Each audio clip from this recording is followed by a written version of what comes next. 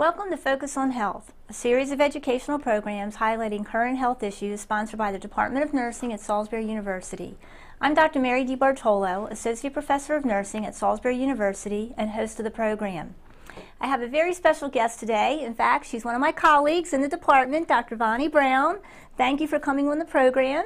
Thank you. You are here to talk about a very important subject in our older adult population, that of depression. And actually, you're involved in a special project with MAC Inc. in the community. So tell us a little bit about that. Thank you, Mary. It's great to be able to be here. One of the things that I've been concerned about for a long time are older adults living in the community that probably have untreated depression. And I teach community health nursing, so I have lots of access to older adults in the community. And I became aware that they were not able to separate out a true major depression from some depressive symptoms. And so I in cooperation with MAC, wrote a grant to do some depression awareness teaching. And actually, these are nursing students that have been implementing this project. So over the last 3 months, we've been in many MAC centers out on Smith Island and on the Lower Shore doing teaching about depression awareness. And as part of that program, I agreed to do this one session. But I really do need to thank the Community Foundation of the Eastern Shore, who actually financially supported this initiative.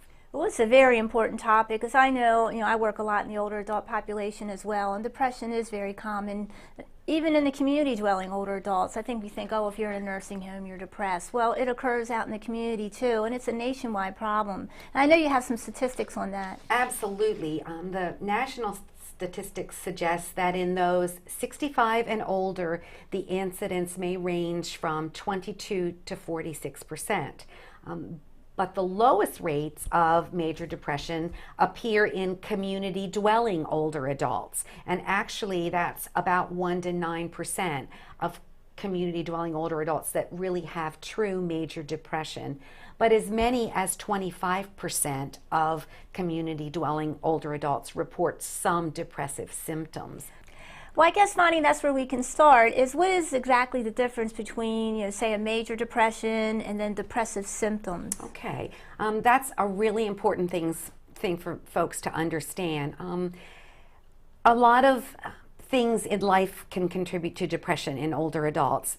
They've had lots of losses, sometimes spouses, sometimes friends, family members, maybe even a treasured pet. They may have chronic illness and live with pain. They may have loss of mobility that certainly can contribute to depression. There may also be a loss of financial independence and need to live with family members. All of those factors and others can certainly contribute to feeling depressed. But one of the differences between feeling depressed and a true major depression has to do with the fact that most of us know what to do to help us get away out from underneath the blues. I don't know what works for you when you have a case of the blues. Wow, that's a good question. I guess sometimes I would say, exercise or going out to play around the golf, just relax that way, get outside, outdoors, or just relaxing in the house, maybe with a glass of wine or play some games. I think everybody copes differently. And sometimes just having a good cry, I think, can be very therapeutic. So it's individual, I guess. It is, and sometimes reading, phoning a friend, maybe just going to the senior center for some older folks really makes a difference. Sometimes even a change in the weather can make us feel better. But that is assuming that what we're talking about here is a depressed mood or the blues. But for a lot of folks, the reality is something more severe than just a depressed mood. And this is what we would term a major depression. And that has a physiologic basis, doesn't it? It Imbalance of chemicals in the right, brain. and we actually, it's probably multi-causal. One of the things that we believe are that there are certain neurotransmitters, brain chemicals that really influence that, and certainly there appears to be some genetic links as well to causes. And for a long time, we thought that perhaps significant life losses contributed as well, but we don't. It's certainly not caused by one single thing, and we don't. That's part of the difficulty as well. There's no blood test for a major depression. And so the diagnosis really depends upon the presence or existence of a certain set of symptoms. And we're going to talk about those in a minute. Is that something where sometimes it will be the family member of an older adult that notices these symptoms and encourage them to get help? Absolutely. One of the features sometimes in depression is that people they don't think as quickly or clearly, and because they're living this experience, it may be a family member or a friend who says, you don't seem like yourself, and that's often the reason that the phone call is made for someone to maybe consider getting some help. But let me identify the main features of a true major depression. People may cry or be tearful. The word often that they use to describe it is a sense of hopelessness.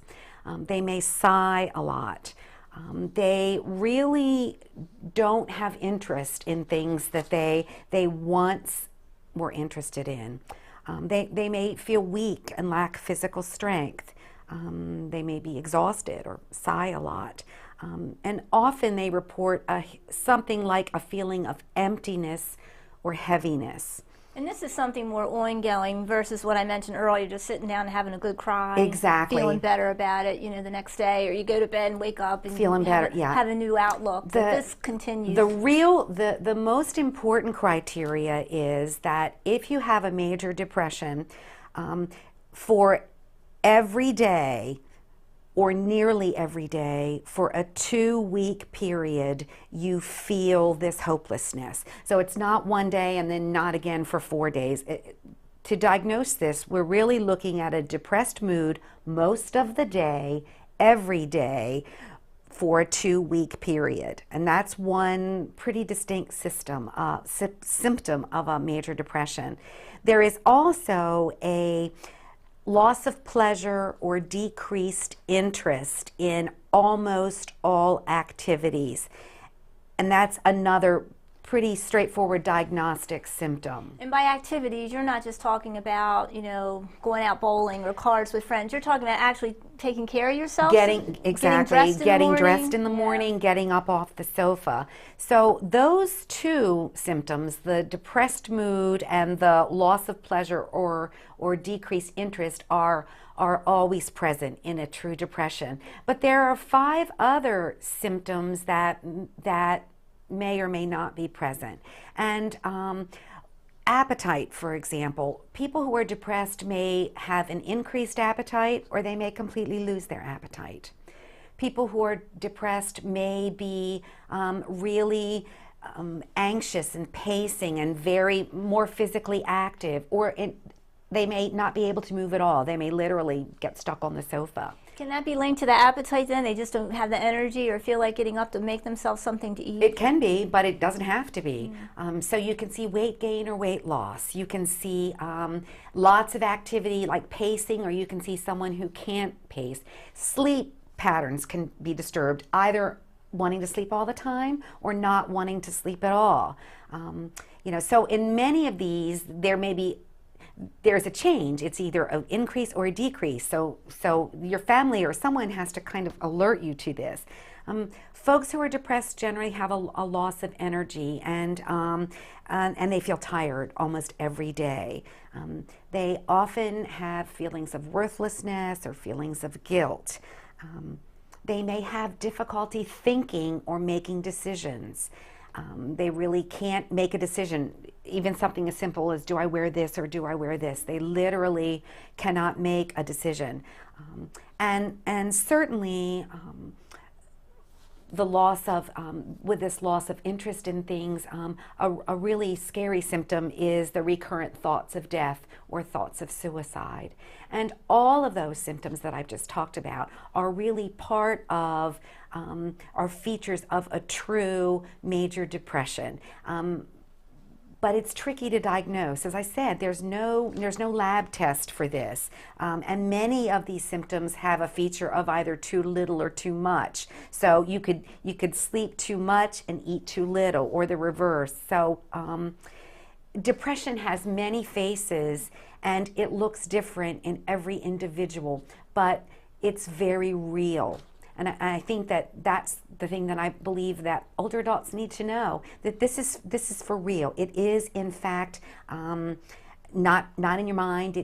There are physical causes, and life can be better with treatment. And it's not a normal part of aging. It is either. not a normal part of aging. It's a pathology that can be treated very successfully. Very successfully. There are depression tests and screenings that doctors and nurses can do, and but we have to first get folks to acknowledge that perhaps there is a depression that might be going on. And that's really the whole rationale for this Right. grant, is for us to get the word out that in fact depression is treatable. And well, one thing I think is really important when you're dealing with this older adult population, I think you'll agree, they come from that age where, you know, that time when it was a stigma, such a stigma associated with mental illness, because we really didn't understand that it was a disease pathology, and that, you know, it has a genetic piece to it, and Absolutely. it's not something that you can help, but you need to get help and get treatment. So and certainly there is stigma, and the other thing, you know, sometimes older adults are believe that you just need to get through this. You just need to cope with this, and that's really not true. There's a lot of things we can't solve in modern medicine, but depression is one of the conditions that really is treatable. You do not need to handle it by yourself anymore. There are treatments, and there's a couple different kinds of treatments available too. Well, let's talk about those. I know there's a lot of medications out there that most people are familiar with. They're advertised quite a bit on TV and in magazines and such. And a lot of them do work fairly well in the older adult population, not all, but most. So talk to us about those medications. Absolutely. Having said that depression is treatable, the medications that we treat it with are called antidepressants. And let me first say that these are not happy pills. These are not pills that immediately make people happy and they take time to work. Actually, Yeah. there are lots and lots of different kinds of antidepressants on the market right now, and your health provider is the person who can help you decide what one is right for you. They take 30 to 45 days to work at least, and so people really need to give a chance for these medicines to work. They do not suddenly change your mood. It takes a while to correct a chemical imbalance, and that actually is what antidepressants are doing. The good news is no longer do you need to see a psychiatrist to have depression treated.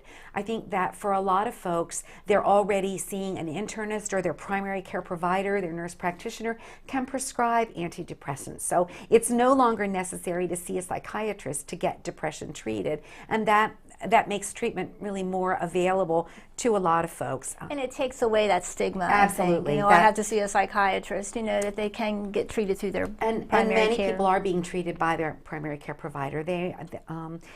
And that's ideal. It keeps the costs down, and it also, your primary care provider probably knows all about the other medicines you're taking too. So I think it's really important that we've moved to the point where depression is treated by primary care providers. Now, what about the counseling piece? Should they have some counseling along with that? I know a lot of research has supported that you have to address it both ways. Well, ideally, besides the antidepressant, there are a couple of other ways to treat depression, and talk therapy or group therapy is actually really effective.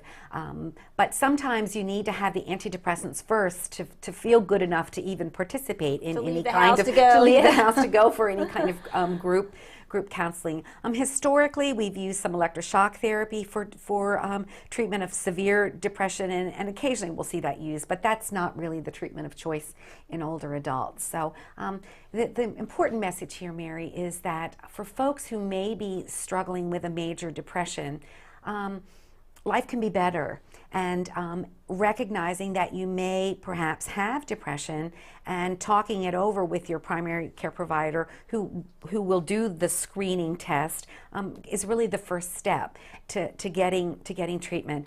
The objective here, unfortunately, is to avoid suicide, and we do know that the largest group of successful suicides are in folks over age 65. So anything we can do to decrease the rate of suicide is really important, and I believe treating depression is really an important first step in decreasing the number of suicides in the community. Yeah, that's a good point. I know the statistics are out there about male older adults are much more likely to be successful when they make an attempt at suicide. Actually, so. 1 out of 4 suicides are in older adults over age 65. And if you have thoughts of hurting yourself, or you really believe you're suffering from a major depression, you need to be aware that it's a treatable illness, that local health providers are aware of this presentation and of this grant, and you just need to take the first step in getting treatment by recognizing that you may have depression. We can improve your quality of life. You'll feel better, stay healthier, and be more able to participate in activities, and overall have a better life. So now we talked a little bit about the grant in the beginning. We talked a lot about depression and symptoms and that kind of thing. So where does the grant come into play? Well, the community health nursing students have been doing the teaching during the month of April and May in various senior centers, and my hope is that we didn't get to all the senior centers, so we're going to do this again in the first 8 weeks of the fall semester when students are back. The grant was specifically written for the students to do the teaching rather than me, so I'm hoping that when classes resume at SU in the fall, that we'll continue on with our teaching in senior centers, and we hope to go to some assisted livings and adult medical daycares as well. Very good. Now, is it just in Wycomico County? No, we've been in Worcester and Somerset, and we actually, MAC covers Dorchester County, so the plan is that we're going to be going to some senior centers there as well. Well, that sounds terrific. It's exciting. It's exciting. I mean, that's a much needed resource. That's wonderful. Well, thank you. And of course, I know you said Community Foundation of the Eastern Shore deserves a lot of credit for funding this. They do. We could not have done it without them. And I want to thank you for the opportunity to come and talk about it. It's not always an easy topic to talk about, but I really do believe that we can do better for a lot of our older adults if they would just recognize. You know, we're both advocates for that population, and we feel like, you know, sometimes their problems get swept under the rug, and it really, we need to start addressing it, because as a country, we're aging. It will Baby be us. boomers. Yeah, exactly. And I know we'll put some websites at the end of the program where people can get some more information. I'll identify 2 appropriate sites for older adults who think they may be experiencing depression. All right, terrific. Thanks again, Vonnie. Thank you. And thank you for joining us again for this edition of Focus on Health here on PAC 14.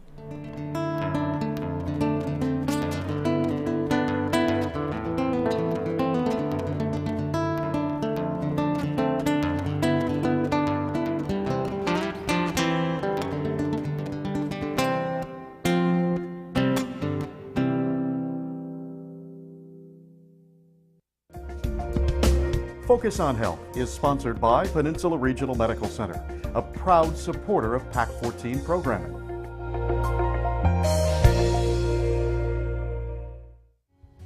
Hi, I'm Peggy Nalepa, President and CEO of Peninsula Regional Medical Center. PRMC is privileged to partner with PAC 14 to provide educational healthcare programming for the Delmarva region. Peninsula Regional Medical Center, a proud supporter of PAC 14 and public access television.